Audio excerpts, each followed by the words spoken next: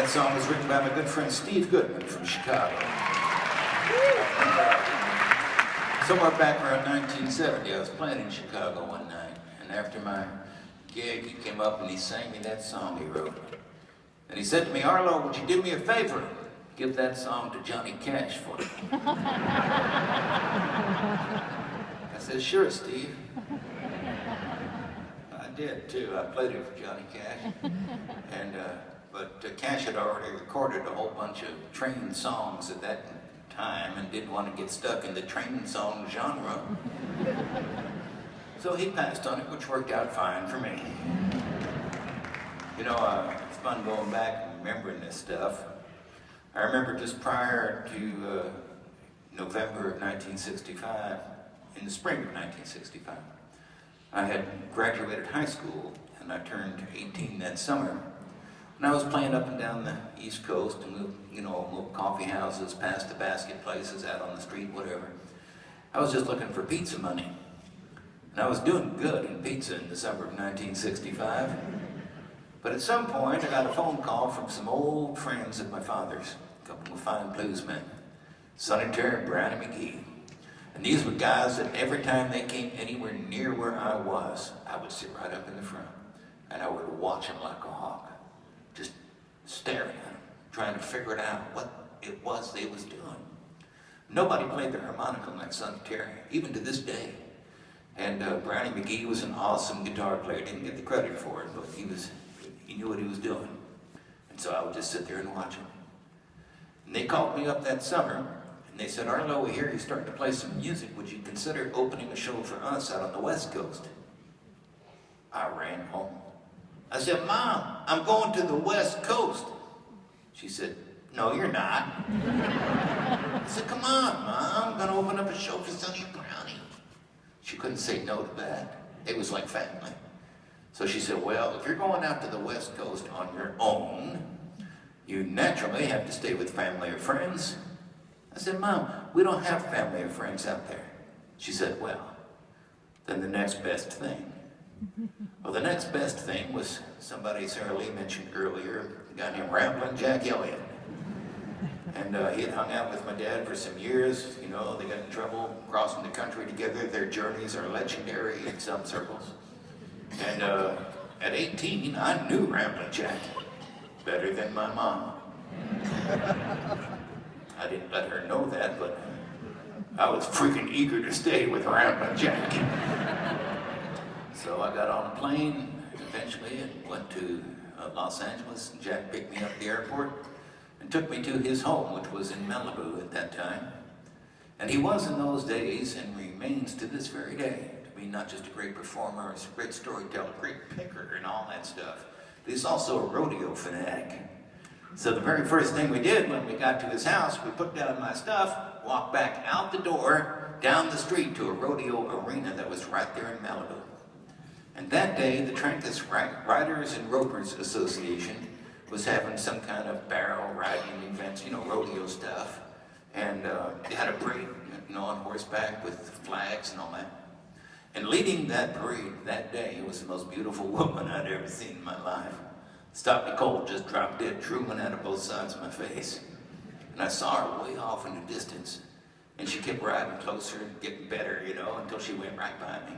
Without a look, without a glance, nothing.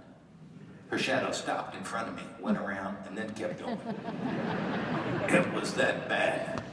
And I was so depressed, and Jack saw it in my face and took pity on me that day. He said, "Arlo, take this." I said, "What is it?"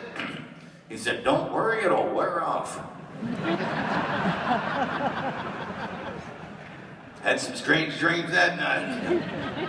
But I got up the next morning, grabbed a guitar, sat there on a rock in Malibu and wrote this next song, just thinking about that girl I'd seen the day before. You know, just songwriting stuff, nothing special. I didn't know it at the time, neither did she, but we would meet again.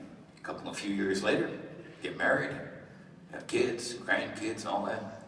Celebrated our 43rd wedding anniversary in October of 2012, which was very sweet.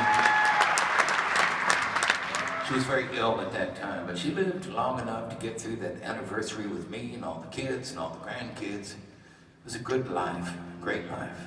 And I'll never forget the first time I saw her so many years ago, and the song I wrote just thinking about her, which I put on the first record I ever made. It came out just a couple of years after that. So here's one for her.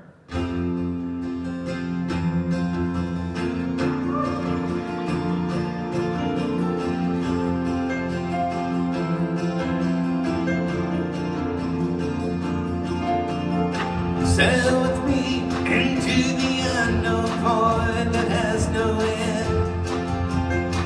Swept along the open road that don't seem to begin. Come with me, lovely babe, I may be back again. Meantime, I'll keep sailing down this highway in the wind.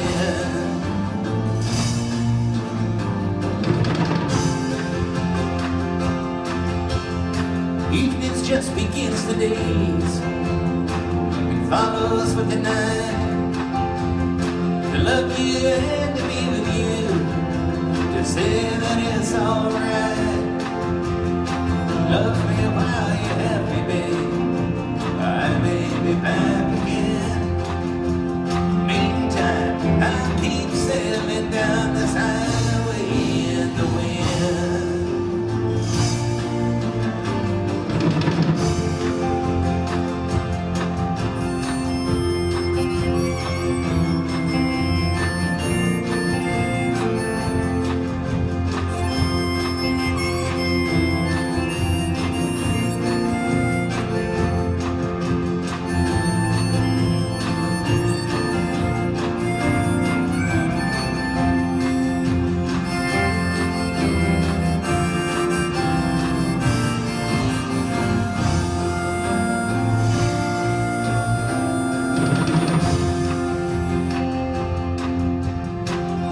Times I feel like going, times I wanna stay, times that I ain't feeling well, and times I feel okay. Now you have time to love me, we may have time again. Meantime, I'll keep sailing down this highway in the wind.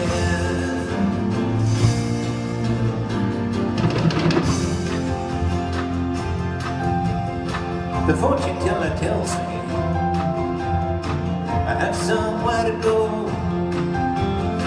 I look and try to understand, I wonder how she knows. So I must be going now, I'm losing time, my friend. Looking for a rainbow down this highway in the wind. So I must be going now, I'm losing time, my friend. Looking for a rainbow down this highway in the wind.